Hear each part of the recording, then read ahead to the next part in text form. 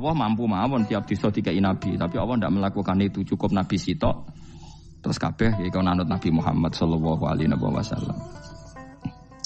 Mulane ana guyonan wong Arab wong Jawa apik endi? Apik wong Jawa aja. Ke wong Arab iku cara obat iku dosis tinggi, mulane dikirimi nabi. Wong Jawa cukup mudin, cukup kiai wis Islam. Dadi rapati salah lah. Penyakitnya ringan jadi diobati kiai iku wis dadi iman. Nah wong Arab kudu napa? Nabi. Berarti penyakit berat be ringan apik endi? Apik ringan, mulane jare kiai Jawa kita apik wong Jawa kus be wong Arab. Mergo ora butuh napa? Nabi. Berarti dosisnya kan kecil ya, rendah. Sak muni-munimu wis. Wong bingung, ngono kok omongane wong napa? Bingung. Lha opo nganalisis ngono barang. Ya wong nganggur iku repot terus.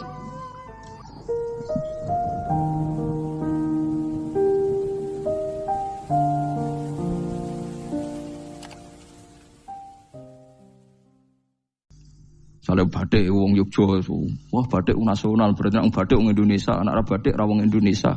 Jare batik wis napa? Pakaian apa? Nasional. Ya wong golek hadis nganti ngelu kesunatan ibadah nggo klambi putih. Ora ana kesunatan ibadah nggo klambi napa? Batik. Tapi nek kowe wong alim ben diarani klambi putih gak wajib, kudu kadang-kadang nganggo batik, nggo nunjukno nek nganggo putih iku. Saya tuh seingat saya belum pernah ngaji gak pakai baju putih. Karena pikiranku sudah sering ditanya, Gus kowe wong alim ora tau joban. Nak joban kaya wong Arab. Nak batik kesane kok ora sunah Rasul seneng putih, setengah-tengah nggo hem putih wis sunah Rasul tapi tetep Indonesia. Wis tak pikir nonton. Lah rugen ra mikir kanggo batik. Tapi itu tadi saya masih husnudzon. Jika jadi tren nganggo klambi hem putih dianggap wajib, harus ada yang pakai batik untuk menunjukkan kalau ndak wajib. Lah mungkin dia termasuk begitu melok. Makome dekne iku wis nglurusno. Itu ndak tahu saya kalau. Oh itu berarti sudah tinggi, kelasnya sudah tinggi. Jadi menurut saya tengah-tengah ya pakai hem putih kalau sholat. Tengah-tengahnya adalah nak jubah terlalu Arab. Nak batik be Nabi ngendikan kesunatane ibadah itu pakai putih. Nganggo mori kok wong mati ya sudah hem, sudah tengah-tengah. Menurut saya, sama ndak harus ikut saya. Tapi jika itu dianggap wajib, kadang-kadang jangan pakai putih. Seperti Jabir bin Abdullah itu terang-terangan, sama ndak ceritani. Dulu ketika Jabir bin Abdullah sahabat yang terkenal itu Jabir itu termasuk minas sabiqin al-awwalin itu. Jabir itu sholat di masjid itu bajunya dicopot. Terus sarongan itu dicancang di gulu. Kayak wong kuno-kuno. Sarongan sitok dicancang di gulu. Bawa baju diletakkan di sokol-sokol masjid. Setelah itu orang tabiin melihat dia secara sinis. Tabiin itu generasi setelah sahabat. Marah-marah ketika dimaki. Masa engkau sahabatnya Nabi sholat bisa bin wahid. Pakai baju satu dicancang bisa. Terus Jabir mulai cerita. Kamu jangan bilang pakai serban itu sunat. Kamu jangan bilang pakai jubah sunat. Bagaimanapun menjadi sunat karena kamu punya. Sehingga kamu bilang sunat karena kamu punya. Dulu kita zaman Rasulullah masih hidup. Kita semua itu tidak punya baju. Punyanya satu. Sehingga Nabi tidak berani mensunatkan pakai baju dua. Kesunatan serban. Karena kita hanya punya pakai baju satu. Kita harus mikir bagaimanapun di antara kesunatan itu karena kita mampu. Setelah tidak mampu tidak ada sunat. Terus Jabir mulai marah-marah termasuk yang diceritakan. Kalau kamu bungkus orang mati gimana? Ya tak bungkus utuh sampai sikil bedasi raketok. Ya kan ya, nak ini mau mati dibungkus sempurna tuh. Nanti kok pepes itu ya dibungkus terus bariku lagi dibuka raine ya. Ya mus. Sing mudin-mudin rai ya. Terus Jabir cerita. Cara kowe wajib to ora jare Jabir? Nggih wajib. Ya wajib mergo iso. Terus dia cerita, dulu Sayyid Hamzah, dulu bapak saya Abdullah, Jabir bin Abdullah. Itu saking enggak adanya baju. Itu nak ditutup sirai mbek sarong, mboten kafan. Iku ketok sikile. Nak ditutup sikile ketok sirai. Akhirnya do matur Kanjeng Nabi kon nutupi sirah waj'al ala rijlihi shay'an min idkhirin. Akhirnya sing sikile ditutup suket. Saking gak anane baju. Kowe saiki Islam wis jaya kecangkeman sithik-sithik muni sunat wis dimaki-maki mbek Jabir. Wis meneng jare. Terus terakhir ngendikan ngene, aku nglakoni iki liyaronil ahmak misluk, pancen tak jarak aku salat ngene iki bento-bento kowe ben roh. Nak dhisik sejarah Islam ngene iki ya. Liyaroni al ahmak misluk, ahmak ku bento sing level tinggi, medium ngono. Itu ulama betul ya begitu. Saiki wong Islam jog tuku kurma gampang, sithik-sithik buka kurma, sunah Rasul mergo nganggo kurma. Ya perkarane ke kelar tuku, zaman kene Gunung Kidul melarat nganggo opo? Aneh-aneh iki. Makanya di fikih jelas, nek iso kurma, nek iso asal manis, nek iso asal gak nyolong titik wis. Kok cek repote hukum. Bagaimanapun kue kecangkeman muni sunan mergo mampu. Zaman kira mampu orang muni ngono padahal hukum itu dhisik-dhisik. Hukum itu baru apa sudah kemarin-kemarin? Wis menengae. Kula ge sering, ngger kula kan kiai, ngerbut poso sering sowan kathah. Kadang sing sowan luwih mlete timbang kula. Gus kurma Gus, nggo apa? Nggih sunat Gus. Ah sunah mbahmu pangan kowe. Oh kiai mbok warai ra sopan. Aku nak buka aku tegan namanya. Aneh-aneh ya. Namun ini sunah dia ora usah kecangkeman. Lagi buka kurma pirang tahun, lebih kali tahun Gus. Umur piro? 40 Gus. 38 tahun gak anggo sunah lagi 2 tahun gegere gak karuan. Biasa saja. Dulu Nabi itu ya biasa. Nabi kalau zaman ngendikan yang ngeper sampai 4 kali. Kalau gak mampu ini, kalau gak mampu ini. Nabi kalau ngendikan ya gitu sampai diulang-ulang.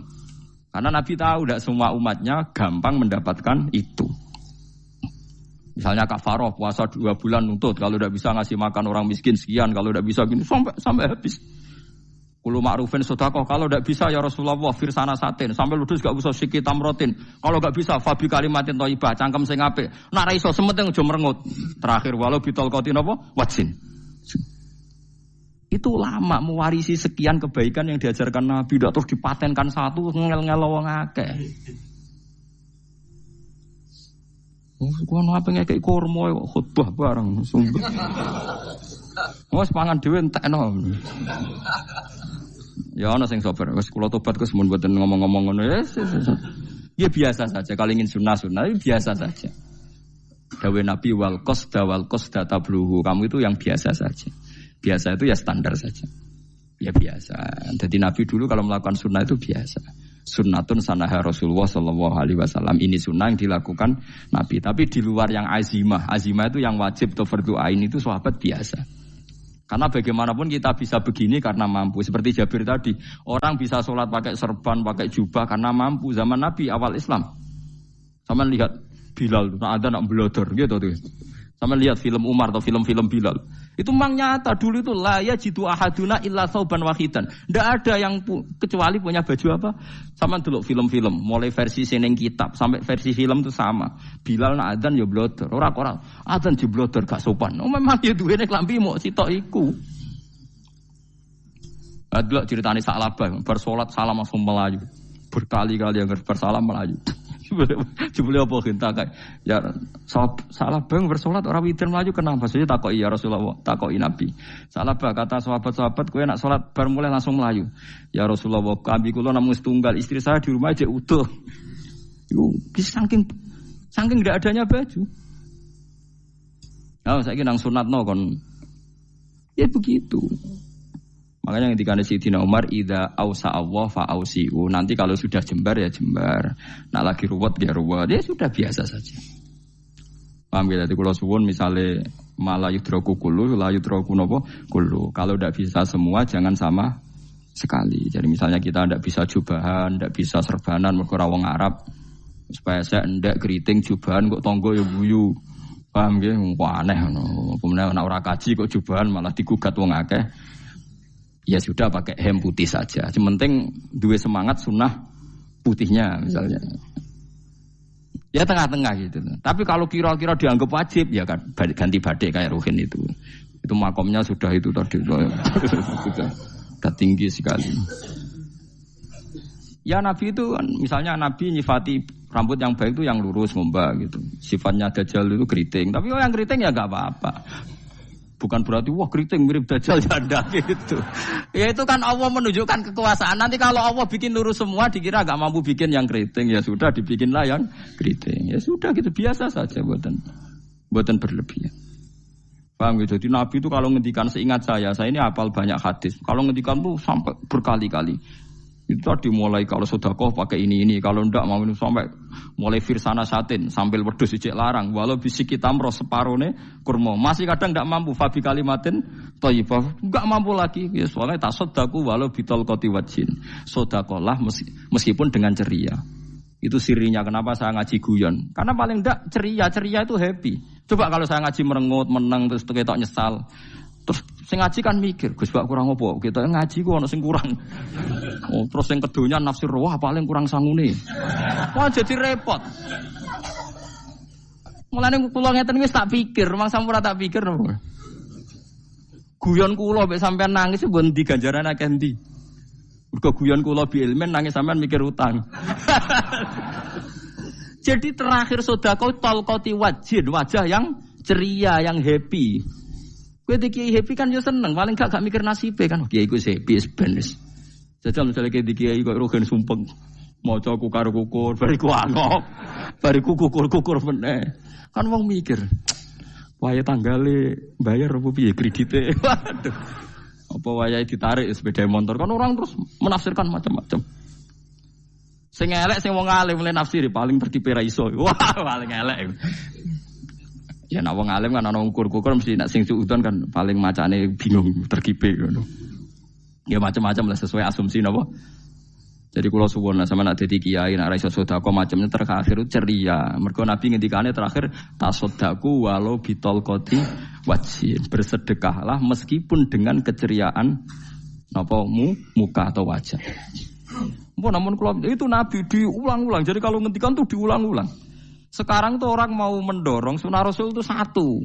Ya berat bagi yang nggak bisa melakukan itu apa? Yang nggak bisa melakukan itu apa? Berat. Jadi dibacalah hadis itu dibaca utuh. Ya bukan kita apa ya mau sekolah kepingine kabeh umat Nabi itu happy. Mergo selama itu tidak maksiat berarti anut ajaran Kanjeng Nabi Muhammad sallallahu alaihi wasallam. Ma khuyira Rasulullah baina amrayni ilakhtara aisarohuma malam yakun isman. Rasulullah itu tidak pernah disuruh milih dua hal yang berbeda kecuali milih yang paling gampang. Asal itu tidak barang dosa. Itu hadis muttafaq alaih. Ma khuyira Rasulullah baina amrayni ilakhtara napa aisarohuma malam yakun napa isman. Jadi Nabi itu tidak disuruh milih dua hal, mesti milih yang paling gampang asal tidak nopo dosa.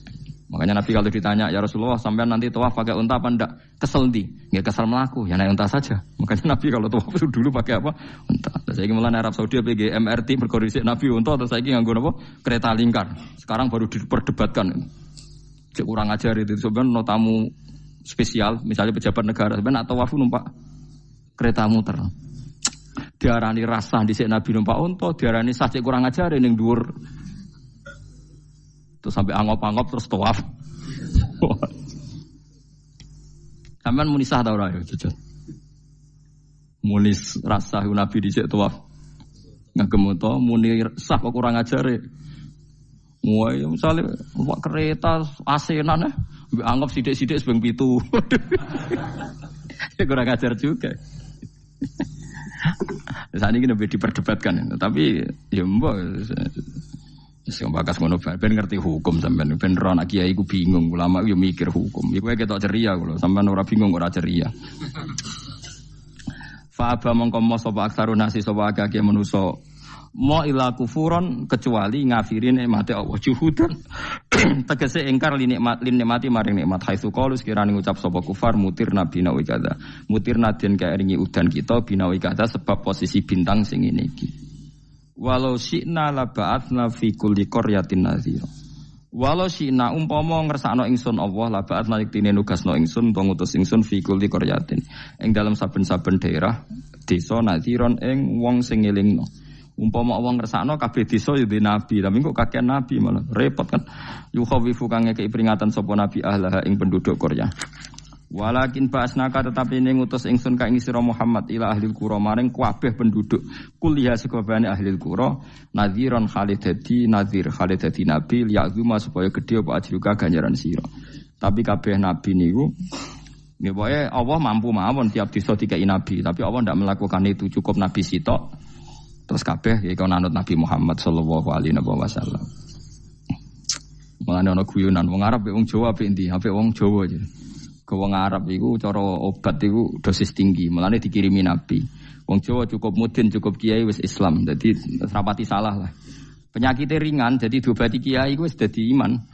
Nah wong Arab kudu napa? Nabi. Berarti penyakit berat ringan apik endi? Apik ringan, mulane jare kiai Jawa kita apik wong Jawa Gus wong Arab. Mergo ora butuh napa? Nabi. Berarti dosisnya kan kecil ya, rendah.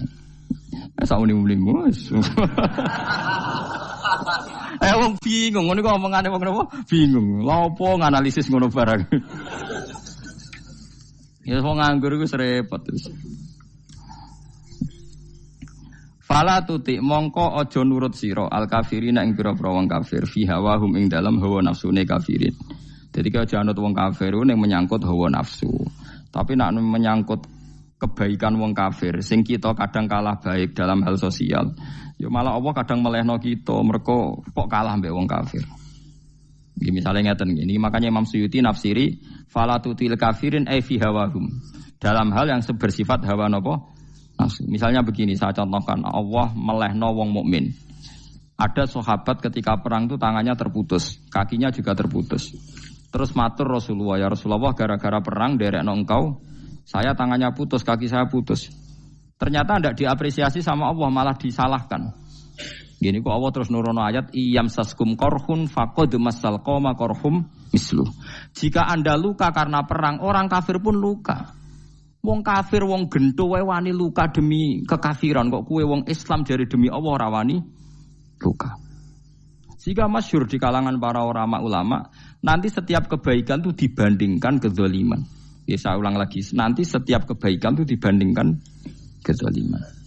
Misalnya kita jadi kiai ora enak, ora gaji tetap, setepak-tepakan, kadang untuk duit, kadang ora. Enak jadi PNS, gajinya tetap.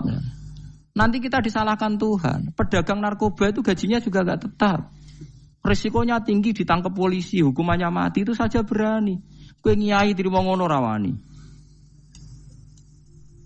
Kowe tahajud kanyeben, bengi-bengi tangi tahajud kanyeben. Tukang maling ayam bengi-bengi tangi nyolong. Risikonya tinggi ya anyep wani. Jadi nanti kowe di depan Tuhan dimaki-maki, kesalehan kita akan dibandingkan kezaliman. Lan ana wong saleh diutangi dhuwit ora oleh medhit, sebenarnya dibandingno. Maling mbek maling utang-utangan, wong saleh ora utang-utangan. Ya memang begitu. Nah itu yang dimaksud ayat intakunu ta'lamuna fa innahum ya'lamuna kama ta'lamun wa tarjuna minallah ma la yarjun. Jika kamu merasa sakit karena berjuang demi agama, orang-orang zalim juga sakit karena kezalimannya. Toh mereka berani. Coba jadi kiai bandar narkoba resikonya tinggi mana coba? Resiko jadi bandar narkoba. Antar geng narkoba juga musuhan, takut ditangkap polisi. Jadi kiai paling ono hasud sithik-sithik.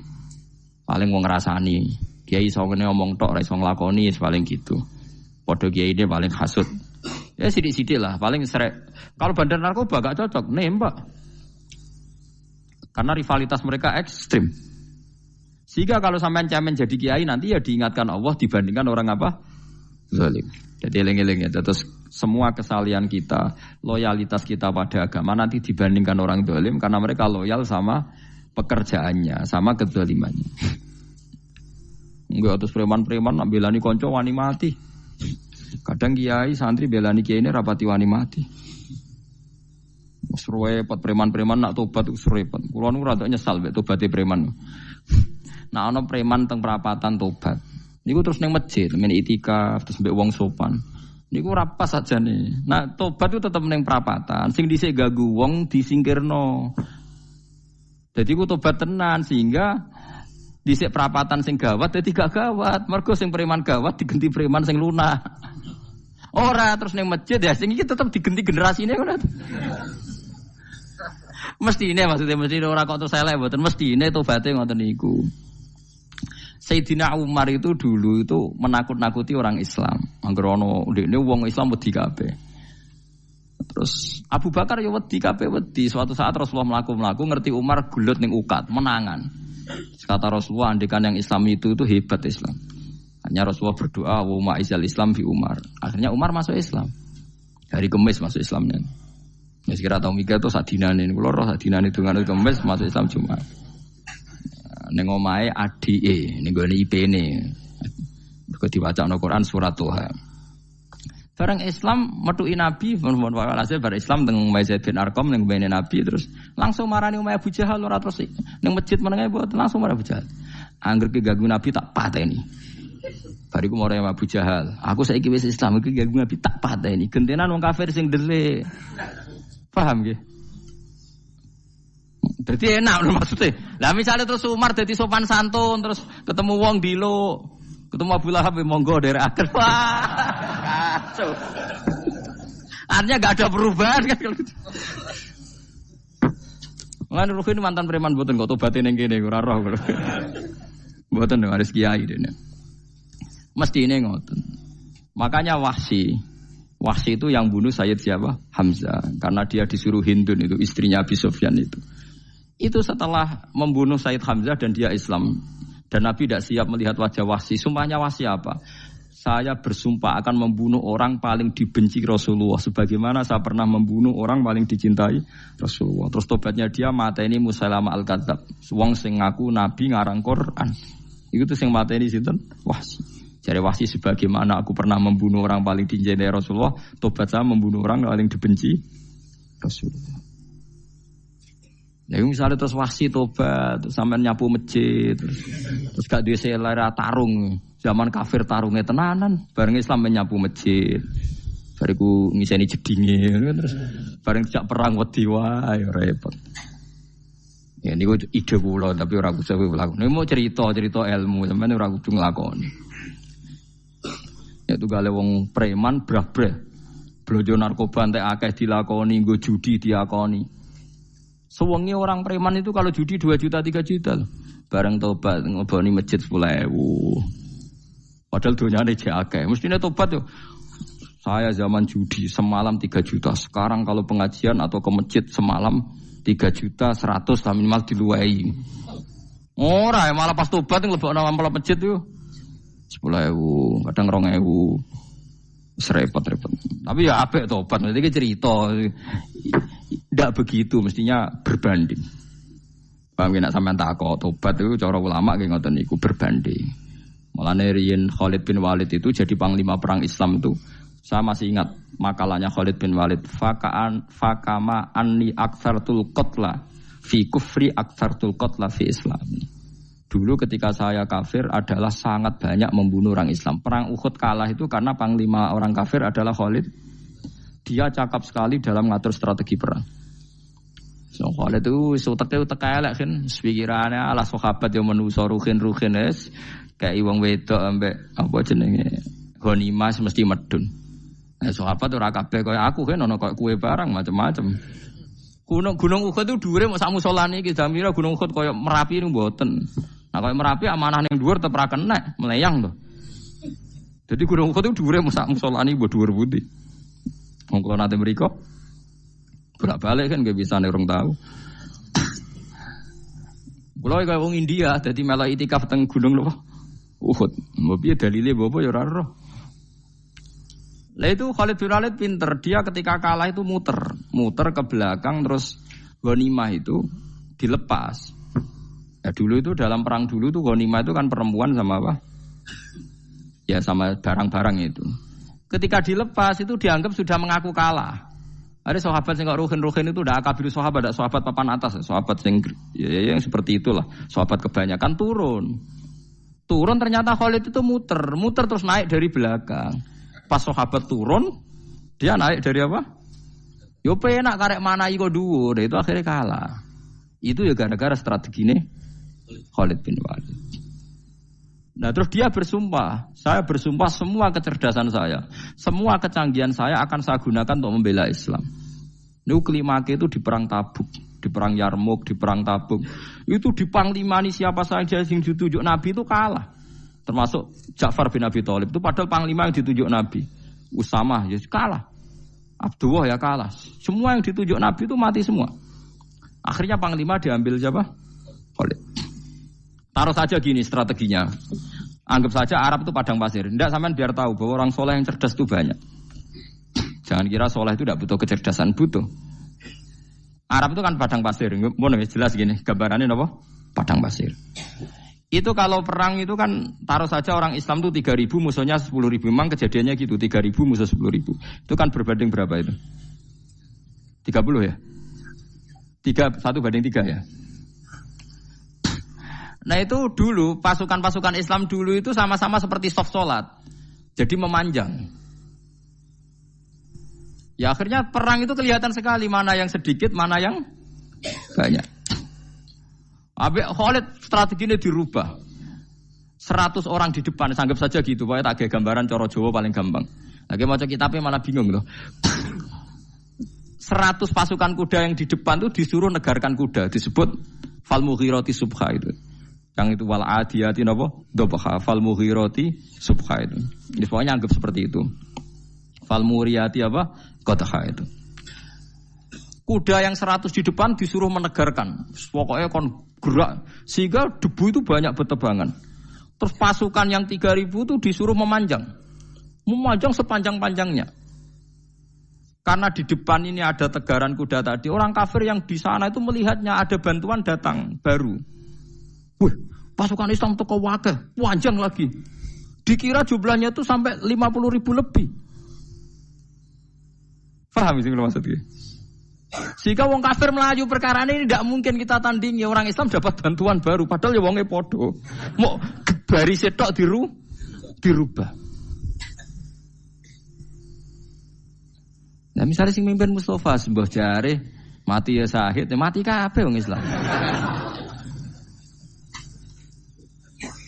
Nah itu artinya dia masih ingat betul, saya dulu pernah menggunakan kecerdasan yang sama untuk mengalahkan umat Islam. Saya bersumpah kecerdasan yang sama akan saya gunakan untuk memenangkan Islam.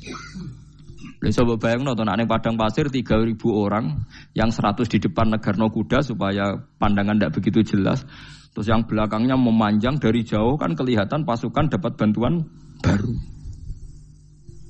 Padahal ya orangnya sama. Akhirnya orang kafir merasa wah nggak imbang. Kita ada imbang karena orang Islam dapat bantuan. Terus menang perang itu. Lah itu tobat bener gitu loh. Orang kok pas kafir cerdas, buareng Islam tobat nyapu masjid. Sebarigus ngaji ngantuk. Padahal zaman kafir cerdas, memperdayakan ekonomi nganti sugih bergeder. Bareng Islam terus dunia nentek melarat, terus nyapu masjid, terus bariku sholat qobliyah ba'diyah mulai, mau poso sunat. Ya tidak apa-apa itu, tapi sugih tetap. Kok zaman kafir sugih, zaman Islam kere. Mestinya zaman Islam ya sugih, terus kecerdasan dan hartanya untuk liizatil Islam wal muslimin. Mestinya, tapi ya nggak apa-apa kalau ada tobat model gitu ya tidak apa-apa. Ojo terus dari Gus Pak ngono ku elek ya ora, nek jenenge tobat mesti ape, tapi enggak fair gitu loh. Maksud zaman nakal serius, zaman tobat sekenanya itu kan fala tuti mongko joto at sira al kafirin ing pira-pira kafir fi hawahum ing dalem selera hawa nafsune wong kafir. Wajahidhum lan merangi sira hum ing kufar. Merangi maksudnya berjuang bihi kelawan Quran. Maksudnya hujjah. Uang iku nak merangi wong kafir nganggo Quran, ndak mesti perang iku nganggo pedang. Niki jelas kita bire wajah itu bihi ebil Quran. Maksudnya perang nganggo Quran itu kita melatih argumentasi atau hujah yang dengan hujah itu jelas-jelas ketok bener ya agama napa Islam. Wajah lan merangi sira gum ing kufar bi iklan Quran ayat Quran itu Quran jihad dan kelawan perang atau kelawan jihad, kelawan berjuang kabiran kang gede. Wa wa ta'ala wa alladzi zat maraja ingkang lepas sapa Allah al-bahraini ing dua laut.